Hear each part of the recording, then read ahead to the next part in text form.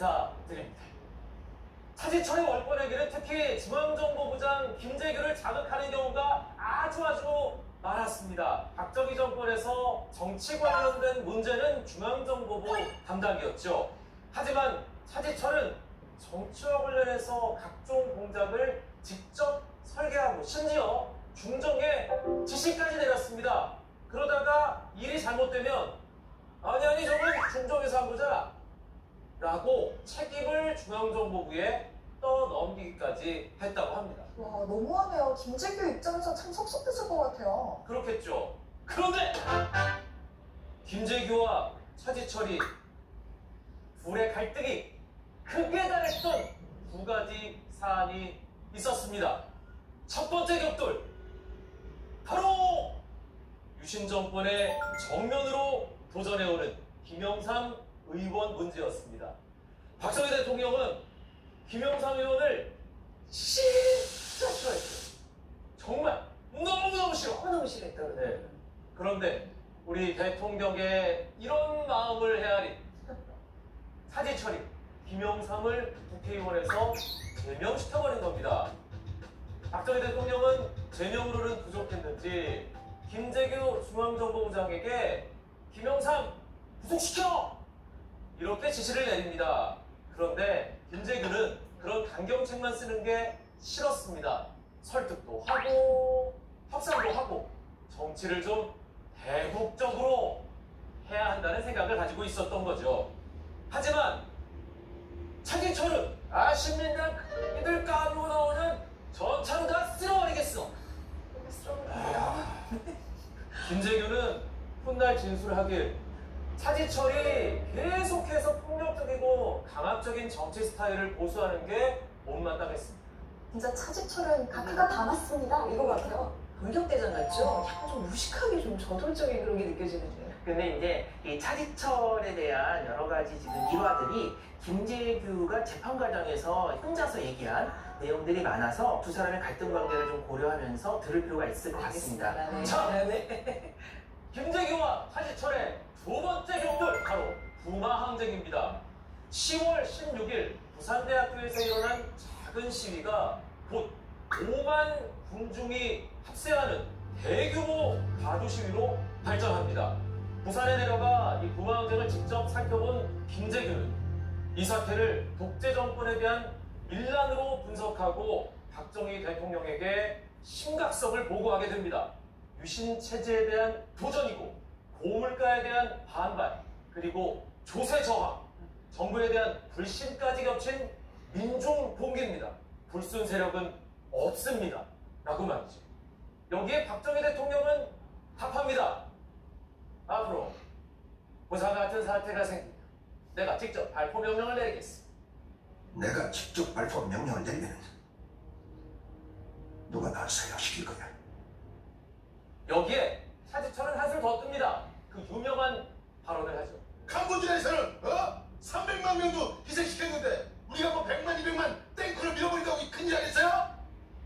이야, 정말 어이가 없네요. 어떻게 정치 지도자라는 사람이 그런 무서운 말을 할까요? 캄보디아는 그 사태가 정말 인류 역사상 제일 끔찍한 그래요. 학살 중에 하나잖아요. 근데 그거를 그냥 그 정도 우리도 할 수 있지 이게 정말 거기 위에 있는 권력자들이 할 소리인지 진짜 생각 자체가 도를 넘은 거죠. 그죠. 근데 이런 중요한 시점에서 항상 대통령은 차지철 편만 들었다. 그게 문제예요.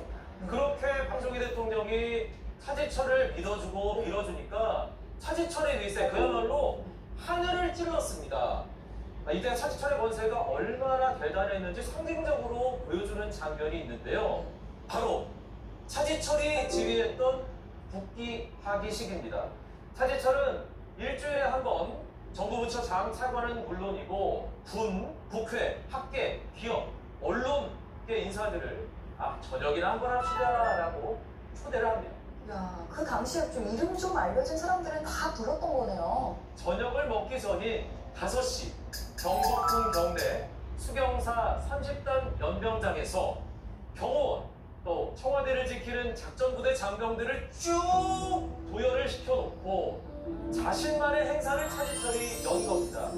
차지철은 군악대 우렁찬 연주에 맞춰서 지휘봉을 들고 초청 인사들 차들과 함께 입장을 한 뒤에 가운데 단상에 거만하게 앉아 이 국기 하기식을 지켜봤습니다. 아니 이렇게 장병들 세워놓고 본인이 이제 단상 딱 섰는데 이게 약간 딱 봐도 좀 대통령 흉내 아니야? 대통령 놀이? 맞죠? 이게 국가의 그 최고 통치자가 국군의 날 같은 때에 군대를 사열하는 그 어떤 위용을 본인이 벤치마킹해가지고 자신의 권력을 확대시키는 그런 수단으로 삼은 거죠. 그러니까 결국에는 높은 사람들조차도 차지철이라는 이런 퍼포먼스에 같이 장단을 맞출 수밖에 없는 그런 어떤 상황을 만드는 거죠. 시간이 흐를수록 김재규와 차지철 둘 간 힘의 균형은 이 차지철 쪽으로 급격하게 쏠리게 됩니다. 차지철은 군 장성 인사에 관여한 것은 물론 국회 상임위원장까지 지명합니다. 사실 그 저런 차지철의 전행에 공화당 의원들도 아 이거 참 차지철 때문에 이러다가 우리 망할 수도 있겠다라는 말까지 나왔다고 합니다. 박정희 대통령이 차지철을 중용하는데 결정적으로 역할을 한 사람이 유경수 여사였는데요. 유경수 여사는 이 사람 보지식한 인물이니까 함께 한번 일해보세요 라고 추천을 했다는데요.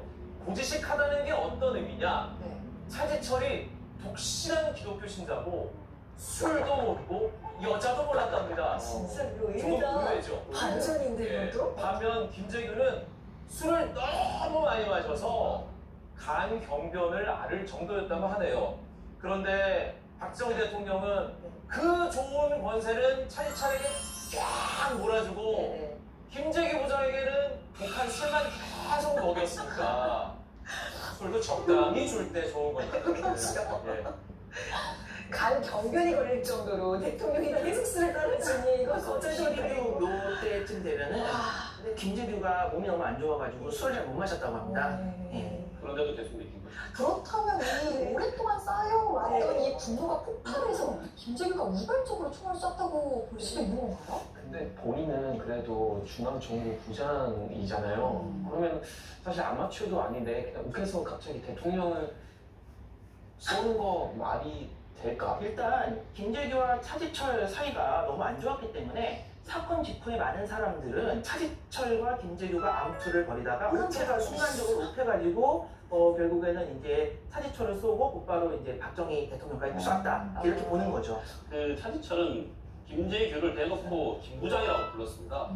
그 당시 대한민국에서 김재규를 김부장이라고 부를 수 있는 사람은 사실은 대통령밖에 없었죠. 명백하게 차지철이 김재규를 하대를 한 거죠. 김재규는 정말 분할 수밖에 없었겠죠. 그래서 차지철 해치워버리겠다는 말을 입버릇처럼 했다고 합니다. 지금거리에서 그걸 지켜봤던 그 보안사령관 전두환의 말에 따르면 네. 우분끼리의 싸움이 얼마나 심했는지 일성이하고 싸움보다 더 심하다고 느꼈다. 네. 이렇게 얘기를 한 적도 있습니다.